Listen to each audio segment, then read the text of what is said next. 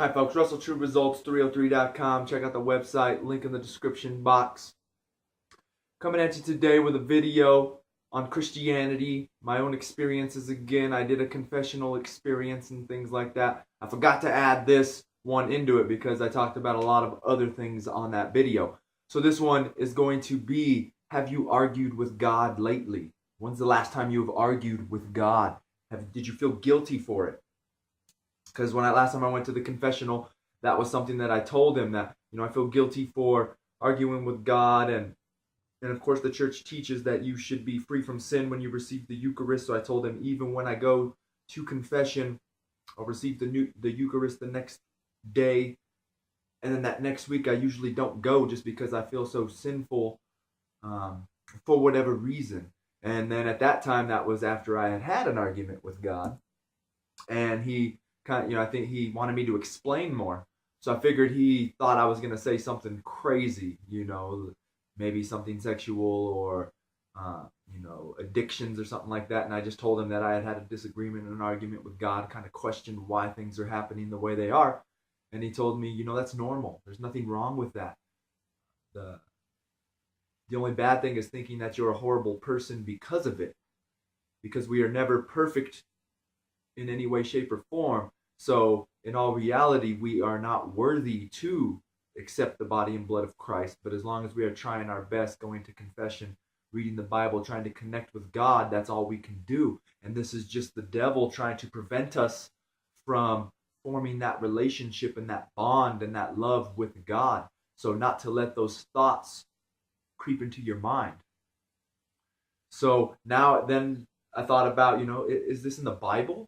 And then I found, of course, some things on arguments in the Bible where these people argued with God. So we're going at it. We are in Genesis 18 and then 22 and to the end. So the men turned there and went toward Sodom with Abraham, remaining standing before the Lord. Then Abraham came near and said, will you indeed sweep away the righteous and the wicked? Suppose there are 50 righteous within the city. Will you then sweep away the place and not forgive it for the 50 righteous who are in it? Far be it from you to do such a thing, to slay the righteous with the wicked, so that the righteous fare as the wicked. Far be it from you, shall not judge all the earth to what is just. And the Lord said, if I find at Sodom 50 righteous in the city, I will forgive the whole place for this sake. So of course we know God ended up destroying Sodom and Gomorrah, but Abraham wasn't afraid to argue with him, right? And say, come on, man, people are gonna, what are people gonna think? What are the people that worship you gonna think if you do this? And like I said, of course, he lost the argument because God did it anyways. But once again, Abraham was not afraid to argue with God and challenge him. All right, so next we go to, where am I at? Exodus 32, 11 and 12. So this is Jacob.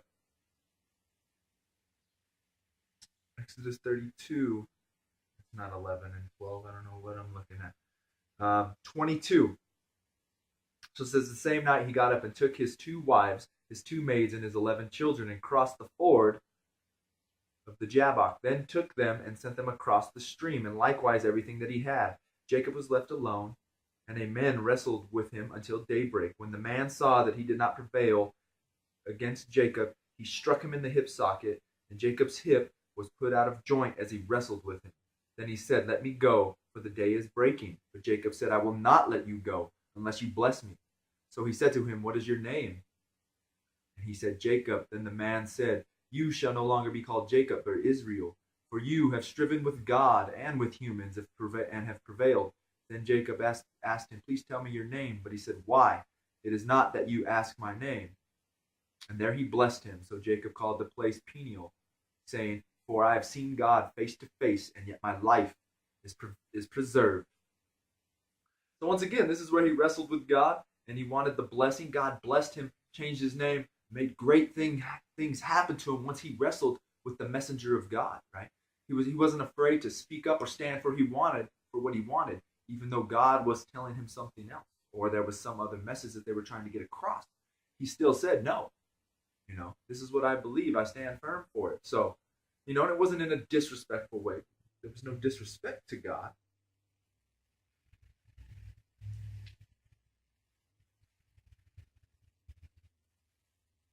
Did I read the same one twice? The first one was Sodom and Gomorrah.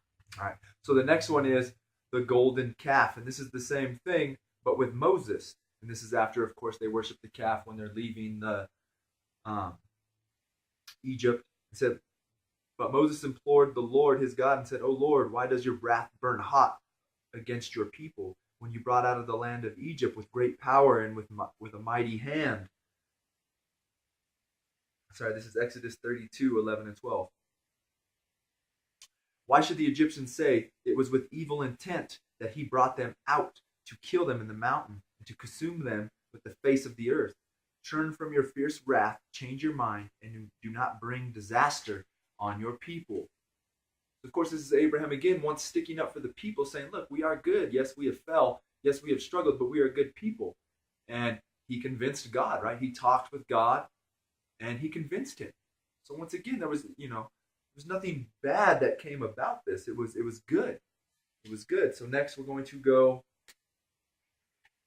to 2 Kings 20, 11 through 1. In those days Hezekiah became sick and was at the point of death. The prophet Isaiah, son of Amoz, came to him and said to him, "Thus says the Lord, set your house in order, for you shall die. You shall not recover." Then Hezekiah turned his face to the wall and prayed to the Lord, "Remember now, O Lord, I implore you, how I have walked before you in faithfulness with a whole heart, and have done what is good in your sight." Hezekiah wept bitterly. Before Isaiah had gone out to the middle of the court, the word of the Lord came to him. "Turn back and say to Hezekiah, prince of my people, thus says the Lord, the God of your ancestor David, I have heard your prayer and have seen your tears. Indeed, I will heal you. On the third day you shall go to the house of the Lord. I will add 15 years to your life." Right, so same thing. He prayed to God. He talked with God, and God answered the prayer, right? God answered it, granted him more life. Of course, in the next page, you see he eventually died after the 15 years. So the last one I'm going to go with, we're going to go John. We're in the New Testament now. John 2, 1 through 12. And this is going to be Jesus' first miracle, the wedding at Cana. Right? And this is another reason why the Catholics view Mary in such high regards, because this is where Mary, his mother, kind of argues with him. This is where the Catholics see it as, Jesus didn't want to, well, I'll read it first. So the wedding of Cana, John 2, 1 through 12. On the third day there was a wedding in Cana of Galilee, and the mother of Jesus was there. Jesus and his disciples had also been invited to the wedding. When the wine gave out, the mother of Jesus said to him, "They have no wine." And Jesus said to her, "Woman, what concern is that to you and to me? My hour has not yet come." His mother said to the servants, "Do whatever he tells you." Now standing there were 6 stone water jars for the Jewish rite purification, each holding 20 or 30 gallons. Jesus said to them, "Fill the jars with water," and they filled them up to the brim. He said to them, "Now draw them out and take it to the chief steward." So they took it. When the steward tasted the water that had become wine, he did not know where it came from, though the servants who had drawn the water knew. The steward called the bridegroom and said, "Everyone serves the good wine first, and then the inferior wine after the guests have become drunk. But you have kept the good wine until now." Jesus did this, the first of his signs, in Cana of Galilee, and revealed his glory, and his disciples believed in him. Right? So this is where Jesus says, "My time hasn't come." And this is where the Catholics say as well, Mary has, such a great role in the church, because what did she say? She just told the servants, bring the wine, bring the jars, do what he says. He didn't tell he did tell his mother no, but he still obeyed her, right? He still did what his mother told him to. This is God, and my time hasn't come. Mary's like, "No, you're going to do it." That was his first sign. And then this is where they say, "And revealed his glory, and his disciples believed in him." So if it wasn't for Mary saying, "Do this, this is it," she's pretty much, my time hasn't come. And she's like, "Well, it is. This is your time. Get up and do it. You're starting your ministry," And that's where Jesus first sign was revealed to the people. So once again, folks, it's don't be afraid to argue with God. Don't be afraid to have these conversations. And when you do, don't feel bad about it. Like I said, for me, that's something that I struggle with, but we've got to look past it. We're not bad people because of it. As we can see it, a lot of great things happen to people in the Bible once they had their argument with God or said their piece. Right? So don't feel bad. I'm not going to say argue with him all the time, but make sure that you let God know what you want, why you're upset.